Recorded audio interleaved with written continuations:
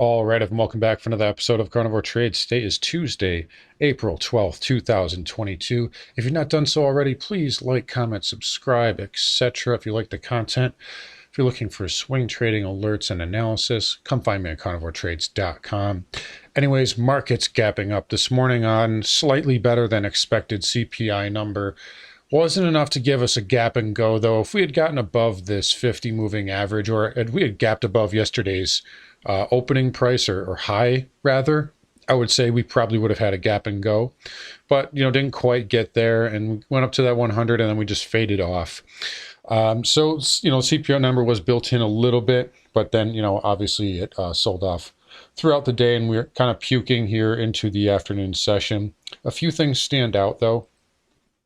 So on the spiders here, volume is light again. So 70 million, just shy of 70 million shares traded. So it's maybe slightly heavier than yesterday, but overall very light session as the market sell off. So again, this theme of this light volume sell-off just continues to be a thing. So again, I still believe that we're just in pullback mode here. We're still in the upper half of this move off the lows.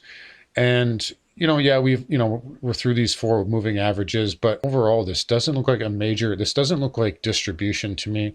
And a lot of this appears to be OPEX related. Other things that stand out. Let's take a look at the VIX here.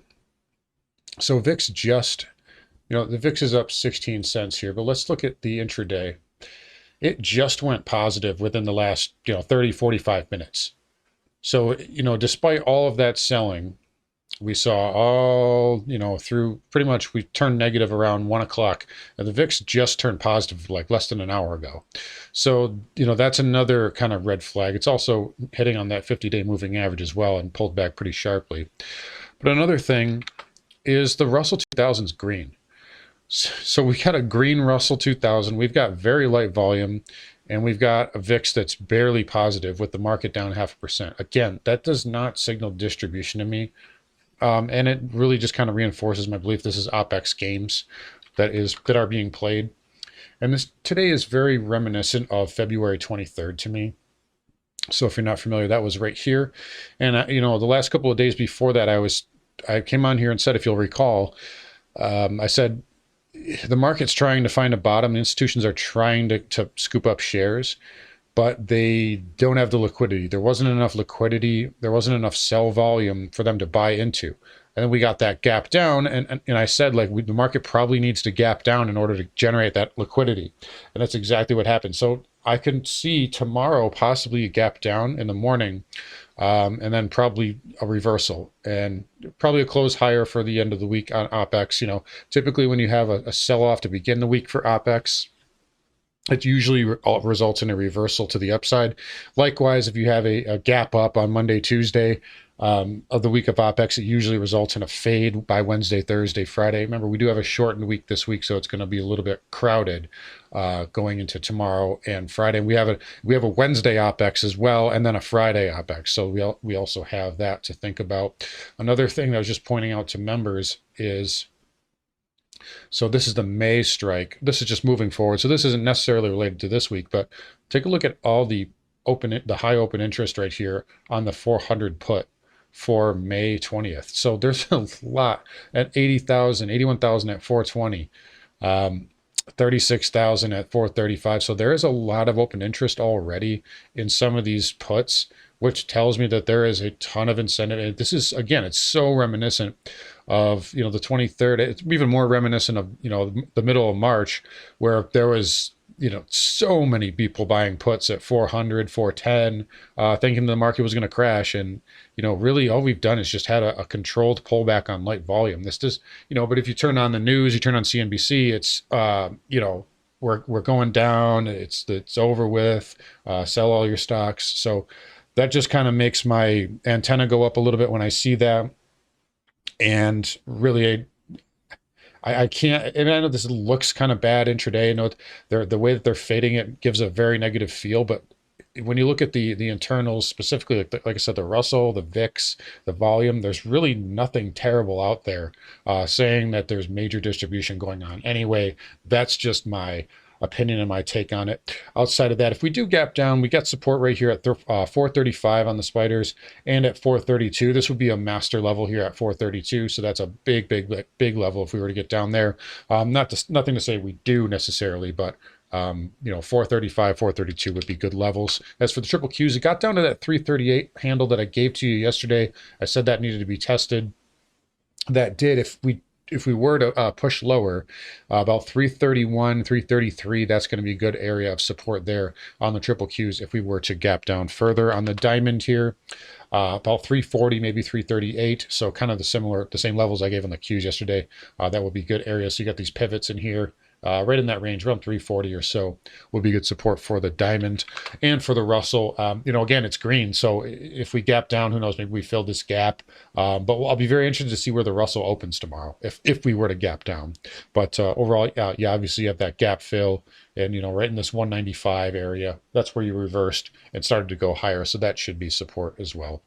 Let's take a look at the semis here. Obviously, your area is going to be double bottom. And take a look here. There's a gap that goes way back to May of basically a year ago. So at 233.58. I don't know if it'll get down that far. It could though, but that would be major support if you would get down there. This is a huge level. This whole chop area, massive support. I don't know if it gets down that far, but that would obviously be your level if somehow we were to get down there. I don't think it would happen tomorrow, but obviously double bottom. Let's look at AMD. So I talked about this one yesterday.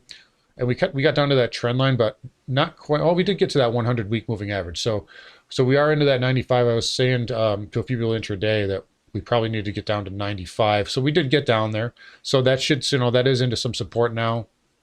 Not to say it couldn't move a little bit lower here if we gap down tomorrow. NVIDIA has support at double bottom as well. So that would be an important level. And these things are getting so oversold here in the short term that, if we did gap down, it would probably, I would assume, result in a reversal here, just given the nature and the market conditions. Anyways, IGV, you got a level here right about 321 on a gap down, so that would be support there. Although IGV is still holding up really well. It's holding yesterday's lows. And again, we noted that yesterday that cloud software and these cloud stocks are actually holding up okay. So we'll see if that continues. Dow Transport's another thing. Green on the day. So just like yesterday, Dow Transport's green, Russell holding up really well like it did yesterday, and the VIX, again, yesterday was not very strong considering the sell-off in the market. So same theme as yesterday, Dow Transport's up. Now, this isn't like the greatest bounce by any means, but the fact that it's green in a down market is definitely a diverging signal. So we have to pay attention to that. Market's getting a little bit of a bid here off the lows. Could be some short covering going into the close here. So we'll see if that happens. Overall, let's move on to rates here. So 10-year Treasury did pull back a little bit, down 2% today. Again, this is getting very long in the tooth. And even with the CPI number coming in hot, it was less than expected slightly, but it was still very hot. Yields, I said this yesterday, they're priced to perfection, essentially. So you got to think a lot of this is getting priced in a little bit, and the inflation trade is getting really overcrowded here, especially in the near term. 30-year did manage to scratch out a small gain today, but again, that is long in the tooth, and it did stall out, didn't take out yesterday's high on a closing basis. Here's another one. How about this? HYG, high yield, up 78 basis points as we get into the close here. So why isn't this crashing today? If everything is so bad, why is high yield debt coming off the lows? So these are the types of questions I have to ask myself. I asked you guys, and I said yesterday, yeah, we'll see if they fake it out. They closed it below double bottom, but it's OPEX week, so this is the type of stuff you come to expect. It wouldn't surprise me if they ripped this thing back up into Thursday, but we'll see where it closes out the week. Obviously, we got to respect the sell-off, but again, getting really oversold here and really crowded in the short term. Anyways, home builders filled this gap up here. Still a weak industry group, and obviously it came off the highs. Just got to watch these for pattern. I think these could probably be shorted on a bearish pattern or some type of a bearish retrace overall. But again, they are really oversold here in the short term, so don't chase them down here. And VNQ, I said yesterday, probably need to pull back a little bit. It's going to have support at 107, 106.50 though, if it does come back in, but possibly losing this green bar low by the close. We'll see where that closes in the next 10 minutes. All right, FINs here. XLF did get hit a little bit today. It is coming off the lows. somewhat still inside of this candle from, I believe, last Wednesday. So nothing terrible on the charts, but not a great looking sell off here. Same thing with the broker dealers. By the way, we do have earnings tomorrow. JPM kicks off earnings season tomorrow before the open. So it'll be interesting. So this has been hit pretty good into earnings. So a lot of the time when that happens, the street's kind of a little bit more lenient if they have a bad report, or if they have a good report, they can, the street can really like it. BlackRock also reports as well, as does, I believe, and this is actually in a little bit better of a technical position, believe it or not, but also Delta Airlines reports tomorrow too. And this one's actually in pretty good shape here on the charts. I do like the airliners in this area here. Nothing terrible on this chart here. All right, move over. Let's move over to energy here. So crude rebounding a little bit, still inside of this red bar, still kind of hanging right on that 50 moving average. So we'll see what it does tomorrow. We'll see where it goes into the end of the week. Maybe let's try and extend this trend line here. So now it's kind of interesting, right? So you've got these trend lines here starting to converge. And these are pretty steep trend lines, so kind of take them with a bit of a grain of salt. When I don't like trend lines that are this steep, or essentially wedge patterns that are this steep, but coming right into this area here. So it'll be interesting to see what happens tomorrow with crude, but an interesting little X marks the spot there, and we'll see if it gets some type of reaction off of that. XLE had a nice day, gapped up, came way off the highs. Take a look at XOP. Got that kind of rising wedge-ish look on it, though, so I don't know how much more upside it has. Same thing with OIH. If I can actually draw this in right here, you can kind of make out a bit of a rising wedge on this one as well.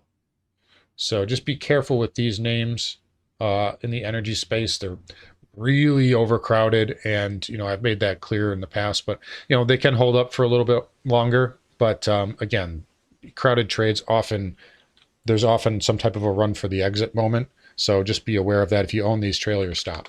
Anyways, nat gas reversing sharply off highs, got almost all the way up to $7. Did reverse lower, now is kind of flattish here. So in good volume there too. So we'll see if it, if we get some follow through to the downside or not. Anyway, it's very extended short term. And this is also kind of one of those,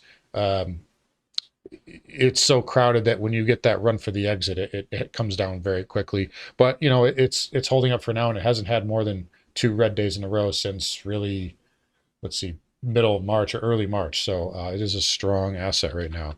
Dollar index continues to power up here, again exceeding my targets, but it is coming into this pivot high here. Again, it can hold up. Just be aware, just be ready for it to reverse at any given time.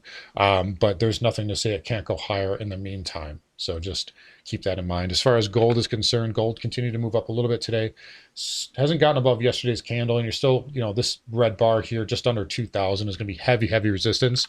But the GDX also, had a nice green pop here. Came way off the highs after hitting this kind of upper band here of this, again, kind of a bit of a rising wedges kind of look here.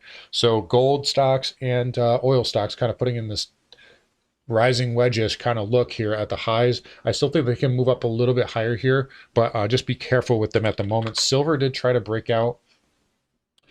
This trend line is not really accurate. It's just kind of a visual for me to look at. So I wouldn't call this a breakout, but you got to get above 25.80. You can do that. Then you could possibly push higher up to 27. But overall, nice move there for silver today. SILJ did come off the highs and inside day from yesterday, but we'll continue to watch this wedge. I don't see any problems with it at the moment. Platinum and palladium both came in a little bit. Nothing to say there. And copper did pare back some of the losses from yesterday because it did have a weaker performance yesterday, but it got some of those losses back. All right, onto the coins. So Bitcoin flirting with this trend line here, possibly, I guess it did break it yesterday and, bounced, then came back in. It still has a lot of support in this area. So just be aware of that. Around 39,000 is good support. And I do think Bitcoin does put in a short-term low here. I don't know if it can really get past, say, 45.50. But I do think it has put in some type of a short-term low here, at least the near term in Ether. Managing to hold this 50 moving average here. You can see that little doji candle, but did come off the highs just like everything else. And most other cryptos are marginally higher as well. So they're hanging in there. We'll see what we get out here tomorrow in the crypto space. All right, so flipping back over here to the spiders, let's see what we're doing. We were bidding up a minute ago. Yeah, so coming off the lows here, probably a little bit of short covering. I think they, honestly, at this point, my hunch is we do gap down tomorrow. And then I think that we probably put in some type of a pivot here. If not tomorrow, then by the end of the week. But, again, it's OpEx week. There's lots of games that go on. And again, just remember, there's a lot of puts in the system, just like there were last month. Anyways, you guys take care. Come find me on carnivoretrades.com, and I'll talk to you all tomorrow.